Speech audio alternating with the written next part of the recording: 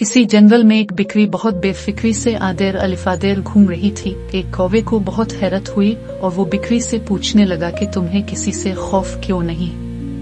बिक्री ने कहा, भाई मेरी बेफिक्री का सबब यह है कि कुछ अरसा पहले एक शेरनी अपने 2 छोटे बच्चे छोड़कर मर गई थी। मैंने उन पे तरस खाकर अपने दूध पे पालकर उन्हें परवान चढ़ाया। अब वो जवान हैं और उन्होंने जंगल में ऐलान कर रखा है कि हमारी बिक्री माँ की तरफ कोई मैली आंख से न देखे। सो अब किसी बड़े खूनखार जानवर में भी ये हिम्मत नहीं कि मुझ पे हाथ डाले। किसी छोटे मोटे जानवर का जिक्र ही किया।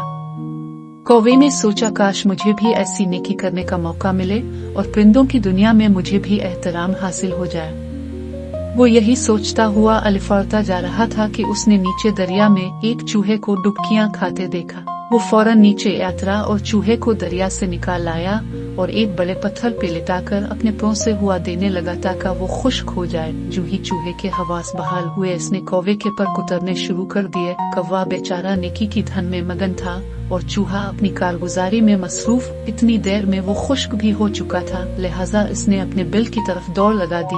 कौवा नेकी करके बहुत मौज में था। इसी मौज में उसने लंबी अलिफाड़न भरने की कोशिश की, मगर मुन्ने के बिल जमीन पे आ पड़ा और अलिफाड़ने से माजूर होकर जमीन पे ही उछलने और घिसटने लगा।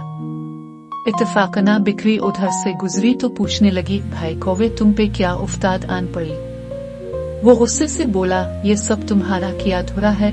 तुम्हारी बातों से मुतासिर होकर मैंने नेकी कमाने की चाह में चूहे की जान बचाई, मगर वो मेरे पर ही कतर भागा। बिक्री हंस पड़ी और कहने लगी, बेवकूफ, अगर नेकी ही करनी थी तो किसी शेर के बच्चे के साथ करते। चूहे का बच्चा तो अपना चूहापन ही दिखाएगा। बदजात और बदनस्ल के साथ नेकी करने वाले का वही हाल होता है जो तुम्हारा हुआ है।